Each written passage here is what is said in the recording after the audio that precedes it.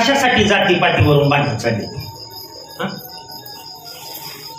हिंदू धर्म, मुसलमान धर्म, गाठी वाचा, सगळी 11 पुराण वाचा, 6 शास्त्र वाचा, आणि फक्त हिंदू हा शब्द कुठे आलाय तेवढा मला दाखवा, त्या क्षणी मी प्राण सोडतो.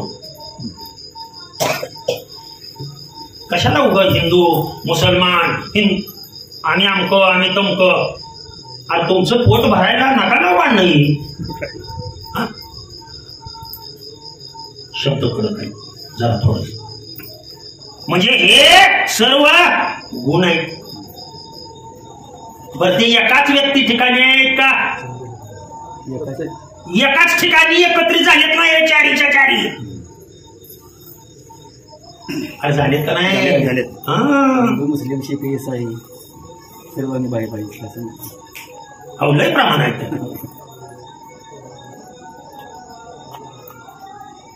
तुमच्या माहितीसाठी सांगतो, ती कोण आहे ते तुम्हाला सांगतो.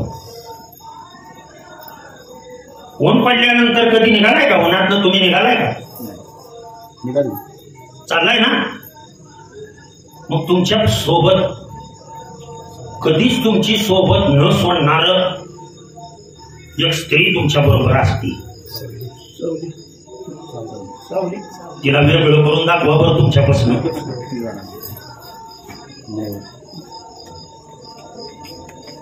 मग तो विठ्ठल आणि ही लक्ष्मी, आणि ती कसं पटतंय तुम्हाला?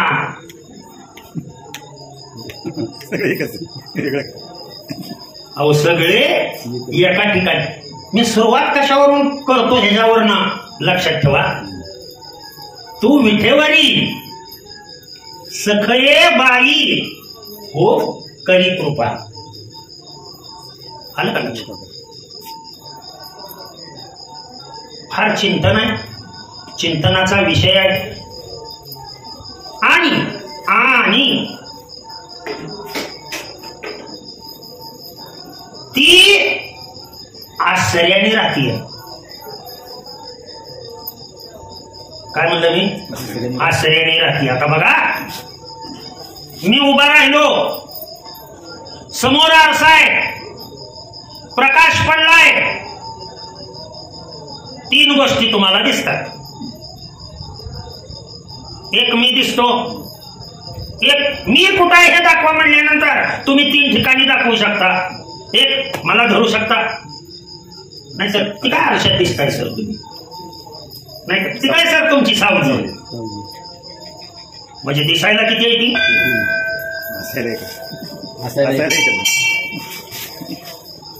कळतंय का मी काय?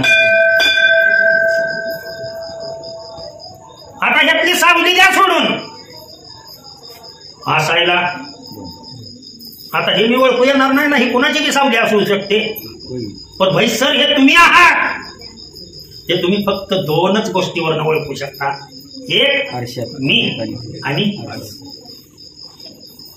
दिसायला किती झाल्या? भासतात 3, दिसतात 2, असत किती हो? एकच. तत्व समजून घ्या बाळानो. याच्या पुढचं चिंतन आपण उद्या करूया. खूप बोलता येतं याच्यावरती. आणि इथं चिंतनाला यायचं असेल तर स्वची जाणीव करून देण्यासाठी यायचं. ध्यानात आलं का? प्रत्येक जण तिच्या अधीन आहे का नाही? वो आहे का नाही? कोणाच्या? नाही, त्या शक्तीच्या अधीन, या शक्तीच्या अधीन आहे. कोण? तुम्ही आम्ही सगळे जण. बायकोच ऐकत नाही असं कोण आहे का? सर मी बायकोच ऐकत नाही आहे का कोण? नाही हो.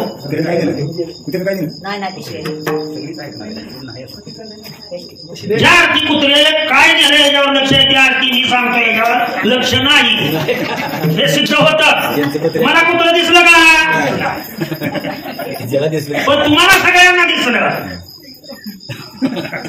एकनाथ महाराज ज्या वेळेला कावड घेऊन चालले, गाढवाला पाणी पाजायला लागले, त्या गाढवात पांडुरंग त्यांना दिसला, त्यांना गाढवात देव दिसला. का? कारण ते स्वतः देव झाले होते. आपणाला गाढवात गाढव दिसत का? आपण स्वतः गाढवा आहोत. गाढवाला गाढव नाही दिसणार तर काय दिसणार? एक जणाची बायको म्हणली, आज आज भांडी घासावी लागतील, भांडी घासायची आज.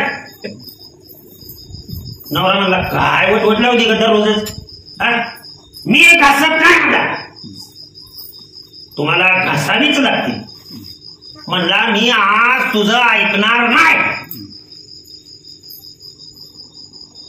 तुम्हाला भांडी घासावीच लागतील. मी भांडी घासत नसतो म्हणला.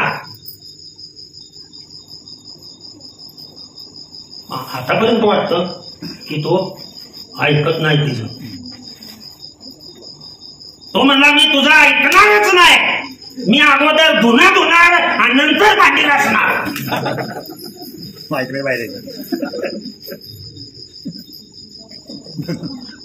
मग आता बाहेर गेला का नाही ऐकण्याच्या? काय ऐकण्यात राहिलं? तुझं काय ऐकू म्हणला. झालेली सेवा सद्गुरूंच्या चरणी अर्पण करतो आणि आजची सेवा इथं संपवतो. याच्या पुढील भाग जो आहे तो उद्या आपण घेऊया. तुमची मस्त इच्छा आहे.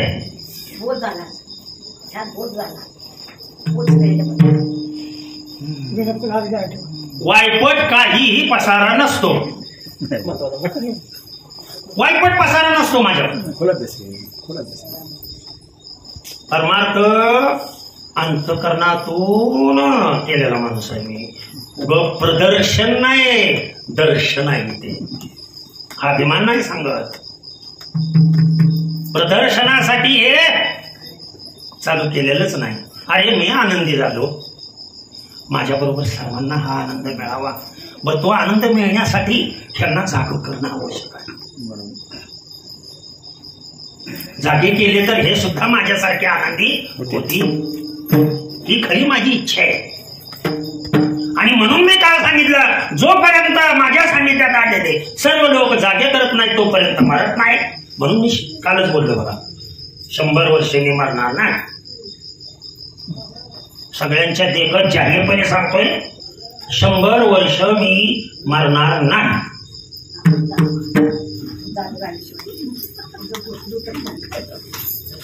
एवढा अर्पण झालोय मी त्याला. आणि मग त्याला विनंती करीन, बस बाबा जन झालं व्यवस्थित, आयुष्य दिलं केवढं पूर्ण झालं. आता तुझी इच्छा. या क्षणाला म्हणलं तरी हा मला 100च्या आता आवरून ने, पण अशा वेळेला ने ज्या वेळेला माझ्या वाचेत तुझं नाव नाही, त्या वेळेला तू नेऊ शकतो. तो अधिकार नाही त्या वेळेला त्याला, तो काय देतो. नतमस्तक व्हावं, पूर्ण अर्पण व्हावं. आणि मग मला सांगा, पत्नी होऊन जेव्हा स्त्री एखाद्या पुरुषाच्या घरात येते त्यावेळेला तिने सर्व पाठीमागचं विसरलेलं असतं. जगातली एकमेव स्त्री अशी आहे की जिच्याकडे त्याग आहे. एवढा त्याग जगात कोणच करू शकत नाही, स्त्री एवढा त्याग. म्हणून तिला आदिशक्ती म्हणलंय, आदि माया शक्ती. आदि शंकर असं नाही म्हणत आपण कधी, आदि विष्णू असं म्हणत नाही कधी. का म्हटलंय तिला आदि माया, आदि शक्ती? जाणून घ्या. जरा थोडस बोलणं कडक आहे माझं, आवाज मोठा आहे त्यामुळे तुम्हाला वाटतं आज सर संतापलो. मी संतापत वगैरे नाही. आता माझा आवाज तसा आहे, बोलणं तसं आहे. आता काय त्याला काय गेलं आहे का? एखाद्याला वाटतं सर भांडणं काय त्याचं काय, पण तसं काय नाही. मी भांडणं करतो माझ्या देवाकडे, माझ्या भक्तांसाठी. तुझे हे जे भक्त आहेत ना त्यांच्यासाठी माझं भांडण. तुम्हाला वाटत असेल सर हे आमच्या समोर कीर्तन करतात, अजिबात नाही. ये गैरसमजूत मनातून काढून टाका. मी माझ्या देवासमोर माझं मत मांडतोय, कारण तुमच्या प्रत्येकात मी माझा पांडुरंग पाहतो.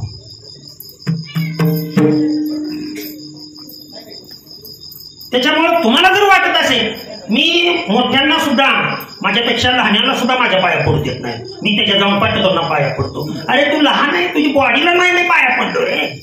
त्या बॉडीमध्ये जो परमतत्व आहे, अंश रूपाने आत्मा आहे, त्या आत्म्याचं मी दर्शन घेतो. माता भगिनीनो, लक्षात ठेवा, मी कुणाच्याही पाया पडतो त्यावेळेला तत्व ते असतं माझं. आणि या तत्वानेच मी अमक्याच्या पाया पडलो, ते निमित्त आहे हो. त्याच्यामध्ये आपला नमस्कार त्याला असावा जो आपल्यातून भिन्न नाहीये. नमस्कार करणे हे सुद्धा प्रदर्शन झालं. काय झालं? प्रदर्शन करायला लावलं तुम्ही आम्ही. मोठ्या माणसाला नमस्कार करावा हे कोणी शिकवलं? आपण लहान असताना आपल्या आई वडिलांनी शिकवलं. त्यांना कोणी शिकवलं? त्यांच्या आई वडिलांनी शिकवलं. तुम्ही कोण आहे? देव आहे. मी कोण आहे? देव आहे. तुम्ही मी जर देव असेल, अहम ब्रह्मास्मी तत्त्वमसी, तू ब्रह्मा आहे, मी ब्रह्मा आहे, दोन्ही वेगळे कसे? कुणी कुणाला नमस्कार करायचा? जाणून घ्या, नमस्कार अंतःकरणातून असावा, प्रदर्शन नको आहे. आणि आपल्याला सवय लागली प्रदर्शन करायची. आलं का लक्षात? पाहूया चिंतन. चालेली सेवा सद्गुरुचरणी अर्पण करतो. सेवेला पूर्ण विराम देऊ. कुंडली कवच